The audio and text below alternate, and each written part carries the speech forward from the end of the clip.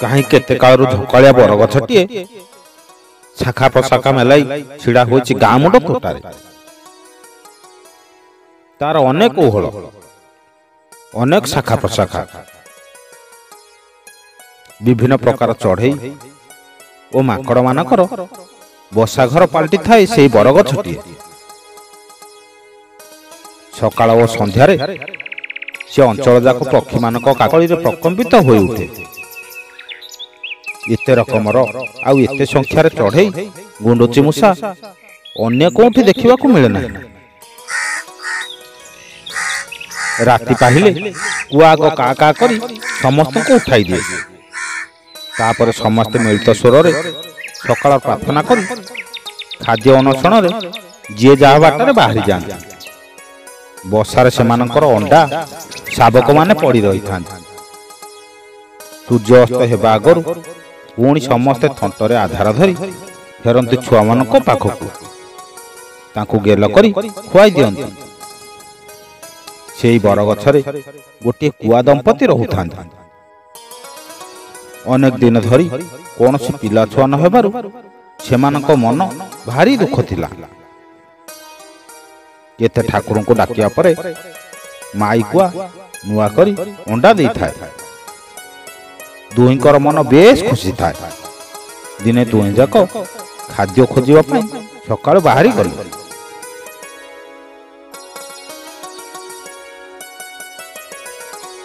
संध्यार आसी बसारे पहुंची देखिले जे गोटे अंडा किए चोरी करी नहीं जाइछि। माई कुआ चारियाडे खोजा खोज कला अंडार किछि टेर पाइला नहीं। खूब कांदिला। कुआ जेते बोध देले भी मन मानिलानी तार। माँ मन ना आज गोटे नहीं काली आउ गोटे नेब एमती नहीं नहीं सबू सारी दब मु माँ हेबी केमिति। एई दुखरे माई कुआ बाहुनी बाहुनी कांदिबाकू लागिला। अंडीरा कुआटी कहिला कांदनी कांदनी तुम्हें प्रिय किए चोरी करी नहीं निश्चित धरा पड़िबो। चिंता करनी आग चोर धरिबा को पड़िबो। से धरा पड़ू तापरे जहा करबा कथा करबा। हमर तो खाद्य दिने दुई दिन पाए अछि। राति पाहिले आमे अंडा तक नहीं अन्यत्र चली जिबा। तमे सेठी सेगुड़ी को जगी रहिबो। मु आसी एठी चोरर संधान नेबी। देखिबा आमे नथिया बेले किए एठाको आसुछि। सकाळ हेबारु कुआ जिनिष पत्र जोगाड़ करी बरगछ ठारू किछि दूर थिबा आउ एक महुल गछरे नुआ बसाटे तयारी कला। सेठाकू ता स्त्री एवं अंडा गुडी को नै गला। चारियाडू सतर्क दृष्टि रखि था। खरा टिके गाढ़ हला। गछरु सब पक्षी आहार अनुसरण रे बाहरी पड़िले। परिवेश पूरा शांत गंभीर। केवल बसा मानकरे अंडा और छोट शाबक माने रही थांती। कुआ देखिला बरगछ मूल गोटे गातरु विराट सापटाए बाहरी गछ को चढ़िला। प्रथमे सेमाने जोउठी थिले सेठ को गला। देखिला बसा नहीं कि केही नाही। एणु अन्य बसारे फसी अंडाटिए धरी चली गला।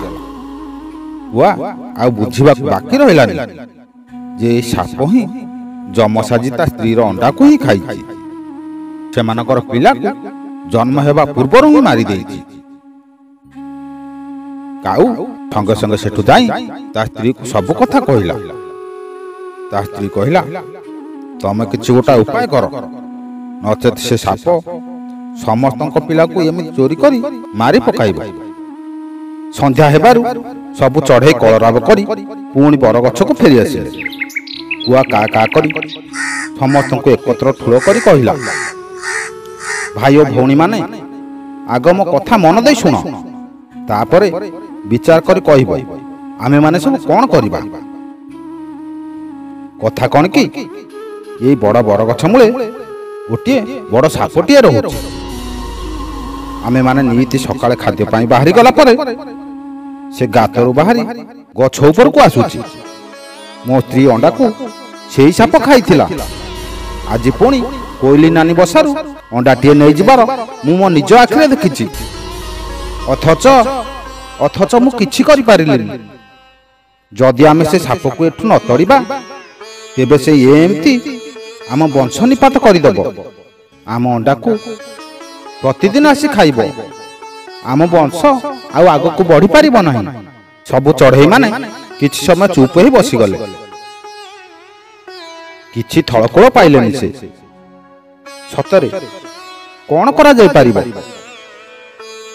साप खूब भयंकर। अनुरोध कले तो से मानिबनी।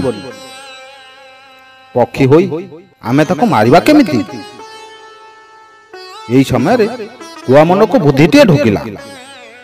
कहिला, भाई माने चिंता कर नहीं। ए अल्प दूर रे किया बुता मूल रे मोर संगात कोकिशियाली रहुछि। से खूब चतुर।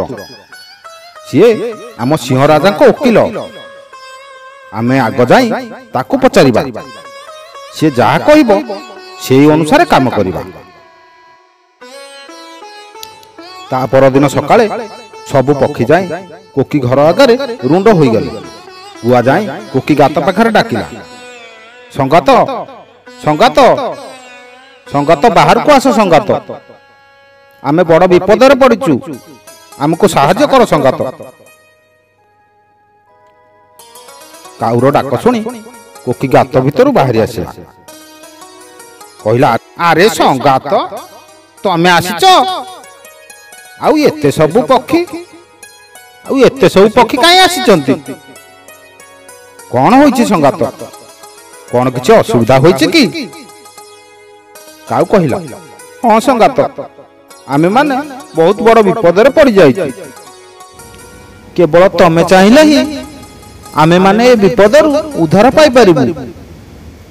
कोकी कहिला, हौ हौ हौ संगात, तमे आग शांत हुओ। आ मोते सबु खोलिकिर कुह प्रकृतिर कौन होइछि। कोकी को सबु कथा बुझाई कहिला। कोकी सबु बुझीगला। कोकी काउ कान पाखरे कौन फुसफुस कर सब कहिला एवं अन्य मानकु चाली जिबाकु कहिला। मात्र अन्य माने सब कथा जानिबाकु आग्रह प्रकाश कले। काउ कहिला, भाई माने तमे आ कुछ चिंता करबा दरकार नहीं। जहा करबा कथा आमे करिबु। तमे केवल अपेक्षा कर। आमे कौन सब करूछु खाली देख। साप को न मारिबा जाए आमे आहार पाटी को नेबु नहीं। काउ कथा सुनी सबु पक्षी माने बसा को फेरी गले। कोकी काउ को नहीं राजा नौराड़ को गला।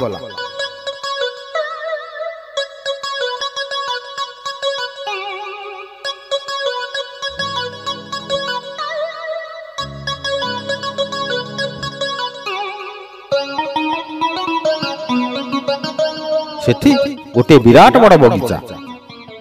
ता भितरे विराट पोखरीटिए। काच केंदु पड़ी पानी।